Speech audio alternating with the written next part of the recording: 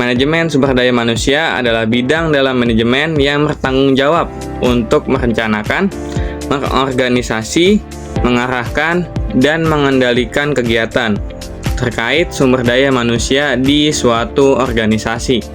Nah, ini mencakup segala hal yang terkait dengan karyawan, mulai dari perekrutan, pengembangan, evaluasi kinerja, hingga manajemen kompensasi dan manfaat. Manajemen sumber daya manusia memiliki fungsi utama untuk memastikan organisasi memiliki karyawan yang tepat, berkualitas, dan termotivasi. Fungsi tersebut mencakup perencanaan kebutuhan tenaga kerja, analisis jabatan, serta penyusunan strategi pemenuhan SDM sebagai tujuan organisasi. Dalam proses rekrutmen dan seleksi, MSDM bertugas menarik pelamar terbaik, menyaring kandidat secara objektif, dan memastikan setiap posisi ditempati oleh individu yang kompeten. Selanjutnya, MSDM juga mengelola pengembangan keterampilan melalui berbagai program latihan, pendidikan, dan peningkatan kompetensi agar karyawan mampu beradaptasi dengan perubahan dan tuntutan pekerjaan. Penilaian kinerja dilakukan secara berkala untuk mengukur kontribusi karyawan, memberikan umpan balik, serta berbagai dasar perencanaan promosi, mutasi, maupun penghargaan. Selain itu, MSDM memiliki tanggung jawab yang besar dalam mengatur kompensasi dan kesejahteraan karyawan, mulai dari gaji, tunjangan, fasilitas kerja, hingga program kesejahteraan yang mendukung motivasi dan loyalitas. MSDM juga wajib menciptakan hubungan kerja yang harmonis melalui komunikasi yang efektif, pengelolaan konflik, kerjasama dengan serikat pekerja, serta memastikan kepatuhan terhadap regulasi ketenagakerjaan. Di sisi lain, fungsi MSDM juga mencakup pengelolaan keselamatan dan kesehatan kerja atau K3 untuk meminimalkan risiko kecelakaan dan menciptakan lingkungan kerja yang aman. Administrasi kepegawaian juga menjadi bagian penting sebagai pengelolaan data karyawan, kontrak kerja, cuti, absensi, hingga dokumentasi kebijakan. Saya akan menjelaskan tentang proses manajemen sumber daya manusia. Yang pertama itu ada perencanaan. Perencanaan ini menjadi langkah pertama yang bertujuan untuk memprediksi kebutuhan tenaga kerja di perusahaan yang akan datang. Lalu manajer sumber daya manusia akan melakukan analisis terhadap jenis pekerjaan, keterampilan yang diperlukan, dan jumlah karyawan yang masuk atau keluar, serta situasi perusahaan yang akan datang. Perencanaan ini dilakukan dengan mempertimbangkan data jumlah karyawan yang masuk dan keluar, serta pertumbuhan bisnis dan target perusahaan. Selanjutnya itu ada rekrutmen. Perekrutan ini adalah proses mencari dan menarik calon karyawan yang berkualitas. Kegiatan ini dilakukan untuk memastikan perusahaan memiliki beragam pilihan kandidat yang memenuhi kualifikasi yang ditetapkan. Perekrutan ini dapat dilakukan secara internal atau rotasi karyawan maupun eksternal. Perusahaan ini seperti melangkah lowongan di internet, mengikuti job fair, atau menggunakan media sosial. Yang ketiga ini ada seleksi. Seleksi merupakan calon pelamar terkumpul. Perusahaan akan menunjukkan ke tahap proses pemilihan bertujuan untuk menentukan satu atau beberapa kandidat terbaik di antara pelamar yang tersedia. Yang keempat ini ada orientasi dan pelatihan. Ini merupakan langkah karyawan yang diterima tidak langsung mulai bekerja, namun mereka dibimbing. Mereka akan mengikuti orientasi untuk dikenalkan dengan lingkungan kerja, peraturan perusahaan, struktur organisasi, serta tugas yang harus dilaksanakan. Setelah itu, karyawan biasanya mendapatkan pelatihan agar dapat bekerja sesuai dengan standar perusahaan. Pelatihan ini dapat mencakup pelatihan dasar, pelatihan teknis, serta pengalaman tentang budaya perusahaan. Selanjutnya itu yang kelima ada penempatan dan pengembangan. Ini merupakan langkah setelah mengikuti orientasi. Karyawan akan ditetapkan pada posisi yang sesuai dengan kemampuan dan keahlian mereka. Penempatan yang tepat akan membantu karyawan lebih produktif, merasa nyaman saat bekerja. Selain itu, kemampuan karyawan perlu dikembangkan melalui pelatihan lanjutan. Lokariannya, bimbingan, seminar, atau program peningkatan karir dilaksanakan agar karyawan terus berkembang dan memiliki peluang untuk dipromosikan ke posisi yang lebih tinggi. selanjutnya itu ada yang keenam ini ada penilaian kerja. Perusahaan harus menilai karyawan apakah mereka sesuai dengan fashion yang dimiliki perusahaan. Mereka harus taati peraturan, serta penilaian ini biasanya dilakukan secara triwulan atau tahunan. Penilaian ini diatur oleh atasan sebagai penilaian diri, penilaian rekan kerja, hingga penilaian penggunaan sistem indikator kinerja. Hasil ini bertujuan untuk promosi mereka, kenaikan gaji mereka, atau pemberian bonus. Selanjutnya itu ada pemberian kompensasi. Kompensasi adalah semua bentuk imbalan yang diterima karyawan atas pekerjaan yang telah mereka lakukan. Kompensasi dapat berupa gaji pokok, tunjangan, bonus, intensif, fasilitas kerja, dan penghargaan. Tujuan dari pemberian kompensasi adalah untuk menjaga kepuasan karyawan, mendorong motivasi bekerja, dan mempertahankan karyawan yang bekerja. Terus yang ke-8 itu ada kesejahteraan dan hubungan kerja. Agar menjadi suasana kinerja yang baik, perusahaan harus memastikan hubungan yang harmonis antara manajer dan karyawan. Selain itu, kesejahteraan karyawan juga harus diperhatikan melalui penyediaan fasilitas, keamanan kinerja, kesehatan, dan lingkungan kerja. Selanjutnya itu ada pembinaan, disiplin, dan penyelesaian konflik. Di dalam tempat kerja, tidak jarang muncul masalah seperti pelanggaran disiplin, ketidaksamaan target, atau konflik di antara karyawan. Manajer sumber daya manusia harus memiliki tanggung jawab untuk memberikan bimbingan kepada mereka, memberikan teguran apabila mereka salah, serta menjabati sengketa agar tidak dapat pengaruhi. Yang ke-10 itu ada pemutusan hubungan atau PHK.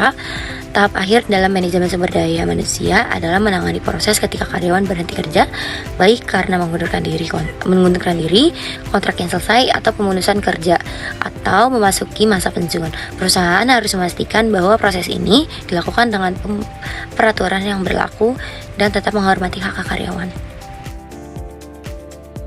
Oke, selanjutnya saya akan menjelaskan perencanaan kebutuhan sumber daya manusia. Perencanaan sumber daya manusia atau yang biasa kita sebut SDM adalah proses sistematis untuk menentukan jumlah, kualitas, dan kompetensi tenaga kerja yang dibutuhkan agar organisasi dapat mencapai tujuannya secara efektif. Perencanaan ini bertujuan untuk memprediksi kebutuhan sumber daya manusia di masa kini hingga masa depan. Penyesuaian kapasitas anggota dengan strategi organisasi serta mengantisipasi perubahan lingkungan seperti teknologi dan pasar. Dengan perencanaan yang tepat, organisasi dapat menghindari kekurangan atau kelebihan tenaga kerja dan memastikan proses rekrutmen, pelatihan, dan pengembangan sumber daya manusia berjalan lebih terarah dan efisien. Nah, selanjutnya ada tahapan perencanaan kebutuhan sumber daya manusia yang ada 5.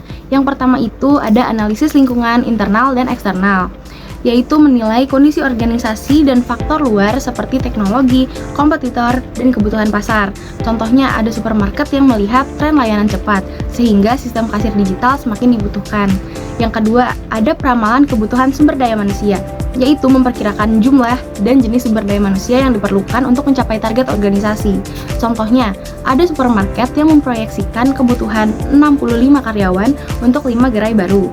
Dan yang ketiga, ada analisis suplai sumber daya manusia internal, yaitu untuk mengidentifikasi kemampuan, pengalaman, dan potensi karyawan yang sudah ada. Contohnya ditemukan 5 karyawan yang siap dipromosikan sebagai supervisor dan 2 sebagai manajer.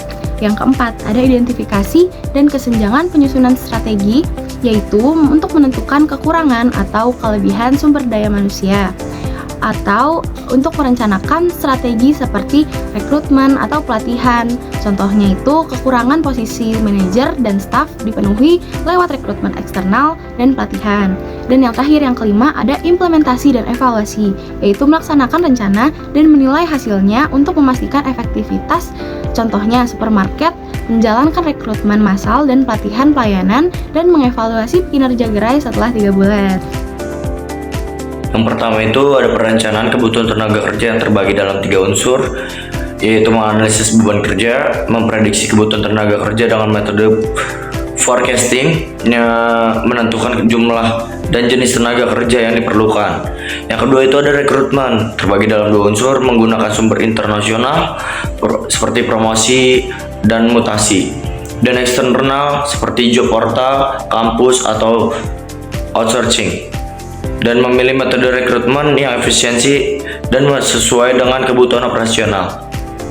Yang ketiga itu ada seleksi, memilih calon tenaga kerja melalui tes kemampuan, wawancara, dan evaluasi pengalaman, dan memastikan kandidat memiliki standar operasional. Yang keempat itu ada pelatihan dan pengembangan yang terbagi dalam 2 unsur, memberikan pelatih untuk meningkatkan keterampilan dan kualitas kerja, melakukan pengembangan berkelanjutan untuk memenuhi kebutuhan operasional. Yang kelima itu penjadwalan tenaga kerja yang terbagi dalam 2 unsur, mengatur shift dan rotasi lembur dan beban kerja, terus menyesuaikan jumlah tenaga kerja dengan kebutuhan produksi atau jasa layanan harian. Yang keenam itu memproduksi, pengendalian dan evaluasi tenaga kerja, melakukan evaluasi kinerja secara berkala dan mengendalikan absen dan standar kerja. Selanjutnya yang kita bahas adalah pengembangan karyawan atau employee development. Employee development sendiri adalah salah satu fungsi paling penting dalam manajemen sumber daya manusia. Berbeda dengan sekedar pelatihan teknis biasa, pengembangan berfokus pada pertumbuhan jangka panjang individu untuk mempersiapkan mereka memegang tanggung jawab yang lebih besar di masa depan. Untuk mengetahui hal yang lebih lanjut, mari kita bahas pendalaman materi ini. Itu ada definisi dasar. Dalam konteks manajemen sumber daya manusia, pengembangan karyawan adalah usaha terencana dan berkelanjutan yang dilakukan organisasi atau perusahaan untuk meningkatkan kemampuan konseptual, teoritis, dan moral karyawan. Tujuannya bukan hanya agar karyawan mahir dalam pekerjaannya saat ini, tetapi agar mereka siap menghadapi tantangan dan posisi baru di masa depan. Selanjutnya ada perbedaan pelatihan dan pengembangan. Banyak orang salah kaprah dengan kedua istilah ini, padahal dalam manajemen sumber daya manusia, keduanya memiliki perbedaan fundamental, yaitu dalam aspek fokus, pelatihan atau training ini berfokus pada pekerjaan saat ini, sedangkan untuk pengembangan adalah pekerjaan masa depan dan karir. Lingkupnya sendiri, pelatihan keterampilan lebih pada teknis spesifik, sedangkan pengembangan kemampuan konseptual dan manajerial. Dalam jangka waktu sendiri, pelatihan itu bersifat jangka pendek, sedangkan pengembangan jangka panjang. Dan tujuannya sendiri yaitu untuk pelatihan memperbaiki defisit kinerja saat ini, dan untuk pengembangan mempersiapkan untuk promosi atau tanggung jawab baru. Selain itu, untuk partisipasi untuk pelatihan ini biasanya wajib, sedangkan pengembangan ini adalah sukarela. Selanjutnya adalah tujuan pengembangan karyawan. Mengapa perusahaan mau mengeluarkan biaya besar untuk ini? Ada beberapa hal tujuan yang dilakukan oleh perusahaan untuk melakukan pengembangan karyawan ini. Yang pertama adalah meningkatkan produktivitas, yaitu karyawan yang berkembang pastinya memiliki wawasan yang lebih luas untuk memecahkan masalah yang lebih kompleks. Yang kedua ada efisiensi, yaitu mengurangi tingkat kerusakan barang, kecelakaan kerja, dan pemborosan waktu karena karyawan lebih kompeten.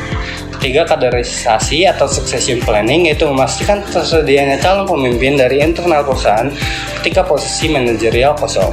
Yang keempat ada adaptasi teknologi, yaitu mempersiapkan karyawan untuk menggunakan teknologi atau metode manajemen baru sebelum diterapkan sepenuhnya.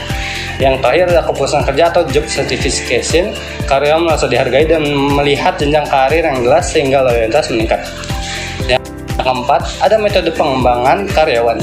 Ini ada 2 metode biasanya, yaitu on the job dan out the job. Yang pertama itu on the job atau di tempat kerja. Ini ada beberapa contohnya, itu pertama ada coaching atau pembinaan, kedua ini mentoring, ketiga ini job rotation, yang terakhir ini understudy atau magang calon pengganti. Yang kedua ini ada off the job, yaitu pertama ada studi lanjut atau tugas belajar. Biasanya perusahaan ini membiayai karyawan untuk kuliah S2 atau S3. Yang selanjutnya ada simulasi dan studi kasus. Ini untuk memecahkan masalah buatan yang mirip dengan kondisi nyata perusahaan. Yang terakhir ada outbound training atau kegiatan di alam terbuka untuk melatih kepemimpinan, leadership, dan kerja sama tim atau teamwork. Yang terakhir ada tahapan proses pengembangan. Agar efektif tentunya pengembangan tidak boleh asal-asalan, melainkan harus mengikuti beberapa siklus. Yang pertama, analisis kebutuhan atau need analysis, yaitu menentukan kompetensi apa yang kurang dan apa yang dibutuhkan perusahaan ke 5 tahun ke depan.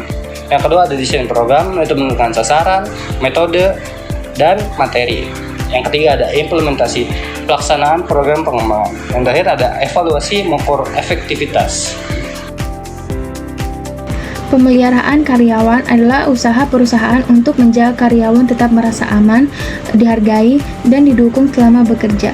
bukan sekedar aturan atau fasilitas, tapi bagaimana perusahaan memastikan setiap orang bekerja dengan nyaman tanpa merasa tertekan. Di sini ada 3 contoh dari pemeliharaan karyawan, yaitu yang pertama, menjaga kesehatan dan keselamatan, supaya karyawan bisa bekerja tanpa takut cedera atau sakit, dan bisa pulang dengan keadaan baik. Yang kedua, menciptakan lingkungan kerja yang nyaman dan saling menghargai, suasana kerja yang tidak toksik, komunikasi yang baik, dan perlakuan yang manusiawi. Yang ketiga, memberikan dukungan dan kesejahteraan yang layak, seperti tunjangan, cuti, kesempatan istirahat, dan ruang untuk didengar ketika ada masalah.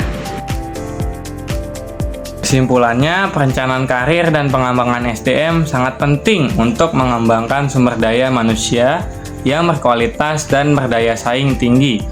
Individu dapat mengarahkan jalur karirnya menuju pencapaian tujuan profesional melalui perencanaan yang jelas, sedangkan organisasi dapat terus meningkatkan keterampilan dan kompetensi karyawan melalui pengembangan SDM. Bersama-sama, kedua faktor ini menumbuhkan lingkungan kerja yang produktif, mudah beradaptasi, dan inovatif.